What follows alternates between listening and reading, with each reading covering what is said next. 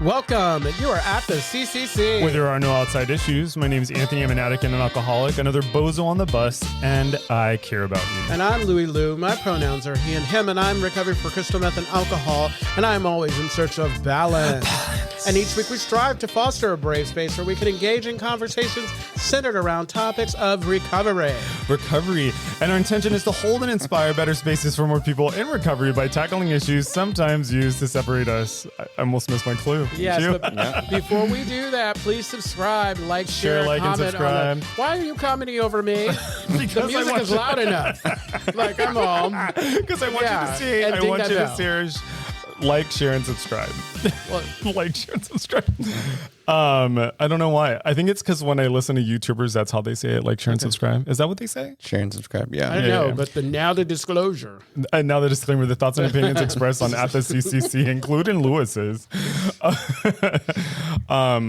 are ours alone. We do not represent anyone but ourselves. In other words, we're just a couple of friends behind a mic here to entertain you. And of course, everything we talk about is for information purposes, general information purposes only. Only. So this is part 2 of our episode on what relapse, on what people don't tell you about relapse. Last bit of that conversation, if you heard the last episode, if you didn't, go back now. As we were talking about how relapse happens in stages, right? And the last idea that we were talking about was from the Melamis paper from 2015, which is saying that there's these stages. So you have like an emotional relapse, you have a mental relapse, and then there's a physical relapse, right? And we were talking about our shared experiences with that. And so what are some of the things that, jumping back in, what are some of the things that kind of contribute to relapse or make relapse heavier? And I think one of the first things that we could probably talk about is shame. Shame. Shame. I just think of that. What's that one with the nun in the background with the bell? Shame. Oh, shame. I don't know what you're talking about. Isn't Is it a movie? Well, if a nun in a bell.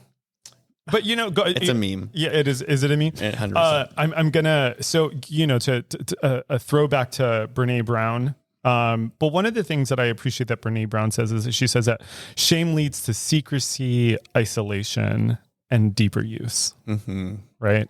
Totally. And one of the antidotes to that shame is laughter. Is to find humor in our experiences. If you survived it, we can find humor in that experience. Were you going to say something? I was thinking about last episode and going back to you were saying there are some people who come up to you and they ask you, "Are you done yet?" Mm-hmm. What I have learned is I can't say that to everybody.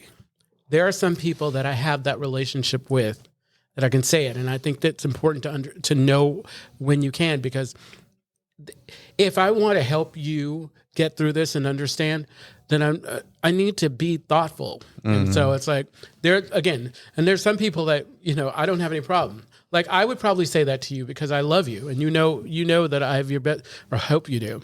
But it's like, I'm all, bitch. Did you have fun? Yeah. And I think that leads into this idea of shame, right? They're like, oh, what is everybody going to think? Or, for me, the times that I had relapse and nobody noticed, I didn't say anything, right? Then that secret that keeps me sick, that then brings me shame, that then brings me guilt. That's right. I think holds on to that. And because I got away with it, right? How long can I get away with it? And then that's this whole other form of almost like a emotional relapse, right? Yeah, 100%. And you know what? I'll disclose this because I haven't really talked about this with anyone except for one of my colleagues who's also in the program. But I've been having a lot of, in the last few weeks, I've been having a lot, not just cravings, but I've been having these thoughts about fuck this AA community. I'm just going to start a new community somewhere else. And maybe in that community, in that scenario of my life, I'm drinking again. Which is kind of crazy to say out loud. But I know a lot but of... it's not. I know, but it feels crazy for me to say that out loud. But if I look at the last couple of months, I went through, I'm going through or still experiencing a breakup that I'm still trying to recover from and I'm still hurting over.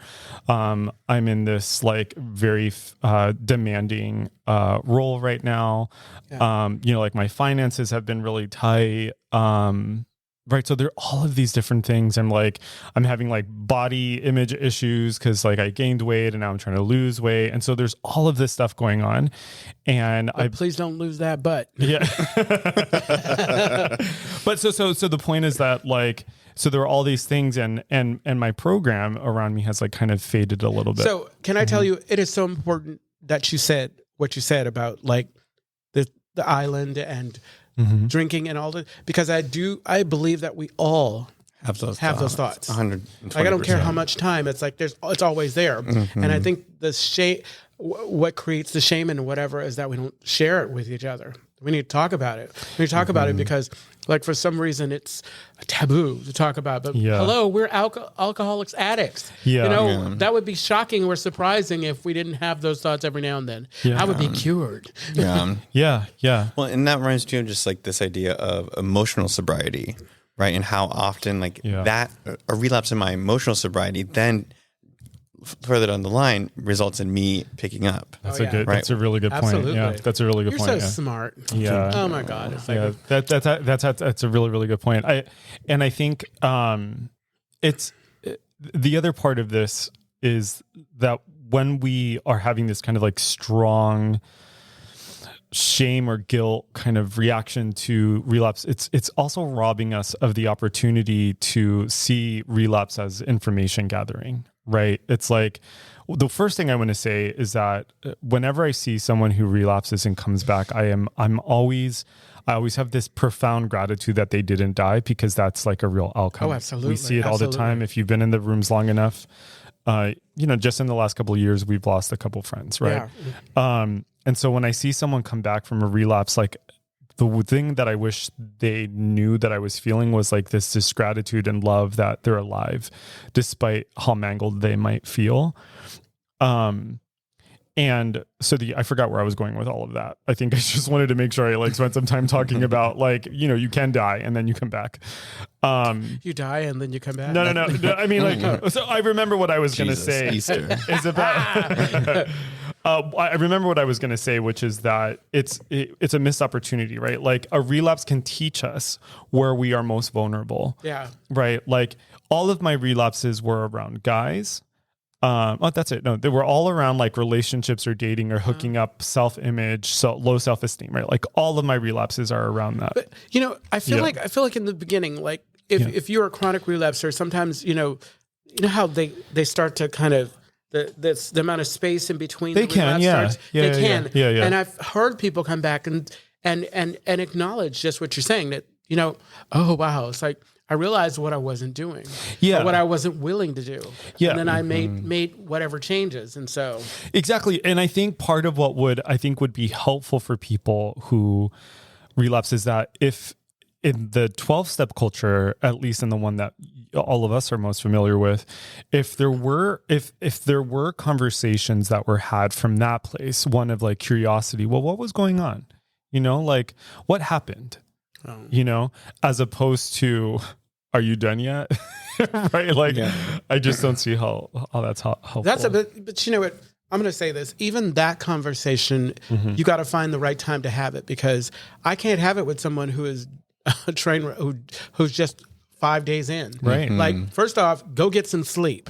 Yeah. Rest. Come back and let's talk. And then it's like I've just started, like a good friend of mine who was out and is back in the program now. I've just gotten to the place where now I feel like, hey, let's have these conversations, because it's like I didn't know what you were going through, and we're all selfish. I've got my life. It's like I would like to know, but I also am not the type person. I don't want to be that person that automatically assumes just because you're doing something different that you're on the verge of relapse. That's right. I don't want to be that person, because that's bad too, because it's like that's going to cause a resentment if anything. That's right. And I think that line of thought also goes back to this idea of shaming, right? And relapsing before the relapse, with this idea of shame is that like I'm having all these thoughts and I don't know what to do, and who do I tell? And for me, there's this idea of I need to project that I'm okay to everybody else. Oh yeah. Right. And I think there's some therapy that can happen later with that, or like why I do that. But like that is my thing, is like, let me project that I'm okay. And then when I'm not okay, I don't tell anybody. Yeah. And so how do I change that attitude, or how do I change that idea of shame that I'm not okay to make it okay to then voice, to then not relapse? Yeah, that's quite beautiful. Yeah. And there's a lot of insight there. And I feel like, as Lewis says, like a person has to be ready, right? Like a person has to be ready and willing to arrive at a place where they can see those things, or have someone be willing to have someone outside of them help them see those things. I think there's another layer here that I think is unique to, and I want to stay away from using the word unique, but I do think there's a layer here that applies specifically to like queer people in recovery. So like LGBTQ plus folks. Specifically, it's around, so the idea of minority stress, right? Is that there are very specific things that impact like LGBT plus identified people, right? And so you might have people that are like already coming into the program with some type of stigma that they were holding onto. Like I know when I came in, I had just found out I was HIV positive, and I was holding that stigma with me a lot. That's a very unique pressure. I was also dealing with some like internalized racism, right? Because I was coming into these spaces where it was like all gay white men, and many of which were like older gay white men. Yeah. And so, we have issues related to race, queer identity, class, right? And all of those things, we can't pretend like those things are not in the room. The reason why I said I wanted to stay away from using unique is because, in the big book, in Alcoholics Anonymous, it says like, the line about terminal uniqueness, right? Exactly. So there's a lot of folks who, when they come in, they're like, well, I'm very different, and this is why this doesn't apply to me, right? And the truth is that like, no, actually, you're not very different. Fundamentally, and I'm here to tell you that now, right? Yeah. Like fundamentally, if you're dealing with addiction, we are fundamentally like the mechanics are the same, exactly. Right? Like the details might be different, our trauma might be different, the stories we tell ourselves might be different. And I'm not, I'm a gay brown guy who was born and raised in the projects. I'm not going to tell you that like those things don't matter, because they do matter. And I also get to make decisions about how I invest in my recovery, and I can look at those things as reasons to stay out and continue drinking and using, or I could use those experiences as a way of being of service to other people. Yeah.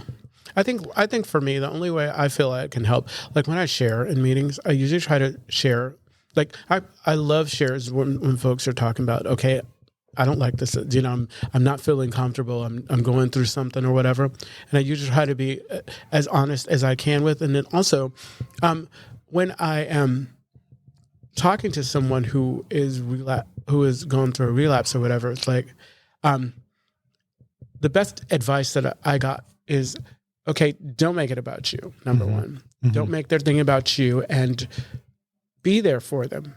Be there for them if you can, because it's like there are still cases where it's like, I'm going to love you from across the street because there's somebody who's going to be able to show up for you if I can't. But actually, let's circle back around because it's like I lost my thought, but it's no, it's okay, it's all right. Jordan, was there something coming up for you over there? No, I think it's just like, for me, it's how do I debunk all the different myths I already have that I've created around relapse so that I can help myself. Yeah. And then eventually help somebody else. So I love that I feel like we're going in that direction, because then there's the question of how do we combat it, right? Relapse for a lot of us will sometimes seem inevitable. A lot of people relapse. It's part of recovery.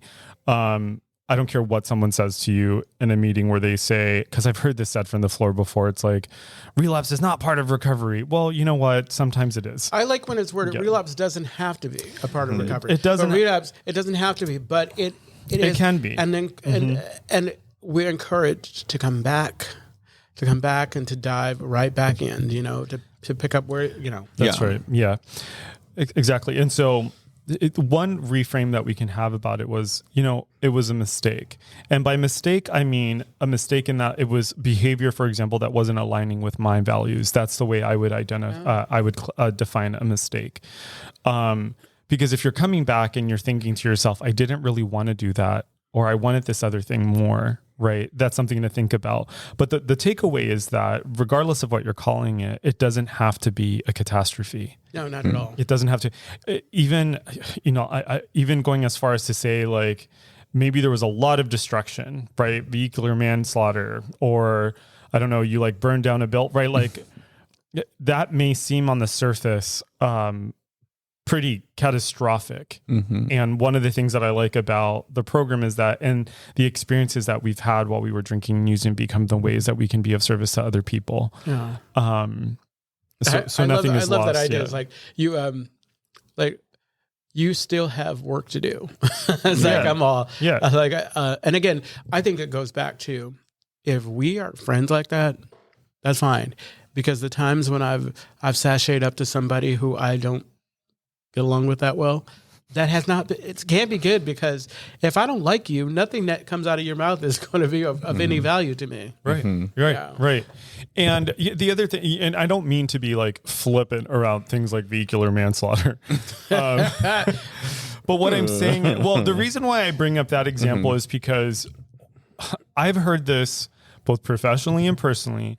I will hear someone say something like, well, that doesn't apply to me because I killed my mom. Well, no one's ever said that, but like, it'll always be this extreme example, right?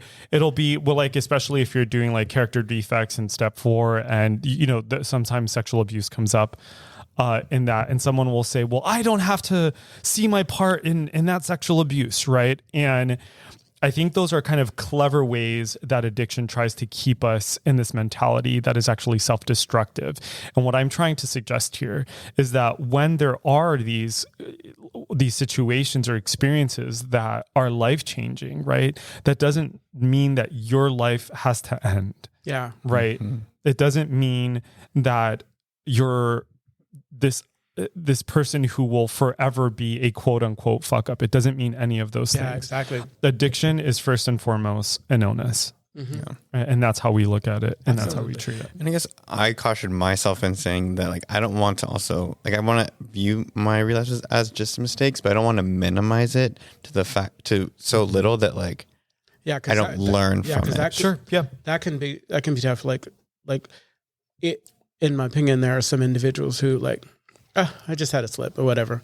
And then, the problem is like believing that you can always come back, because I've had folks who, especially now with fentanyl or whatever, they don't go out thinking they don't go out thinking they're going to die. 100%. So it's like, and I think the thing that helps me to be better is what you said, remembering that this is a disease, and it's not that somebody is lazy or that someone, it's that this is a disease. And at this point, they have not gotten to a place where they believe that's right, that, they can overcome this. That's right. Yeah.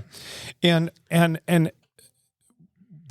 my opinion, the best way to return from a relapse is to, number one, find support, right? Like, the last thing that I would want someone who's going through a relapse is to be like isolated and alone. Right. Yeah. Tell the truth to at least one person. Tell the truth and shame the devil. So returning, like, and to return to those tools immediately, and instead of going through like a shame spiral, right? Exactly. This is the other thing that I wanted to say earlier, is that what I think. So addiction is cunning, baffling, powerful, as it says in the text. And this is how I think it gets unnoticed. So when a person relapses or anything happens, what ends up happening is, in my opinion, what addiction wants to do is addiction wants to isolate you. Addiction wants to pull you away from your resources. It wants to pull you away so that all that's left for you is addiction. Yeah. All that's left for you is the thought inside of your head that will lead you to a drink that will ultimately lead you to death. Or destruction, right? And so when we're thinking about addiction in this way, when you're experiencing guilt or you're experiencing shame or anything else that's heavy, know, in my opinion, that I think that's addiction, and it's addiction trying to take you out. And the best way to combat that is self-love, it's connection, it's telling the truth. Yeah. Right. I had a friend moved away, but recently posted something on Facebook that they had suffered like a really kind of dark relapse. And so I took my time, but what I ended up posting was like, I love you. And I want you to know that you're moving in the right direction because you're sharing this with us in this forum. I mean, because you could very well be keeping it to yourself because, number one, you don't owe us anything. That's right. But the fact that you're talking about it means that there's something in you that wants what we are able to offer, Yeah. And also makes me think too, like my relapses, but when I would come back to the rooms, I hated raising my hand. Yeah. Hated it with a passion. And I refused. And then finally I talked to my sponsor. Shout out to my sponsor. He was like, raising your hand is not for you. It's for the other people in there to see that you can't come back from relapse. It's for the other people to see that there are people in their same shoes. Yeah, exactly. But it was so, it took, it still to this day, like even the thought of raising my hand just like irks me. Yeah. And I think there's also kind of, of course. Right. And there's some meetings where you don't have to raise your hand because of exactly that.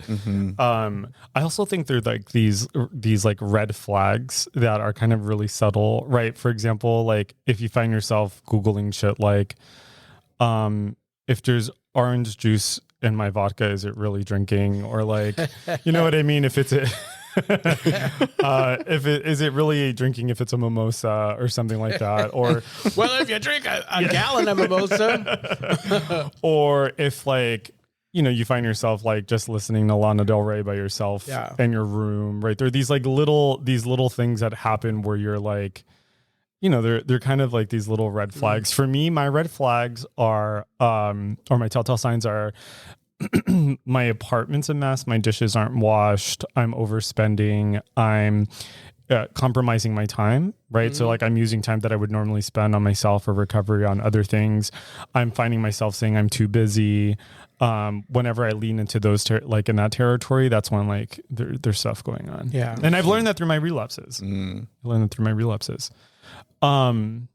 So, I mean, there are a couple things that I think we all want to remind people of, right? And one of those things is that one mistake does not erase your progress. Not at all. Not at all. And even if you continue to relapse, you can, like we're here, come back. For me, I think it's so important that I make sure that I'm a safe space.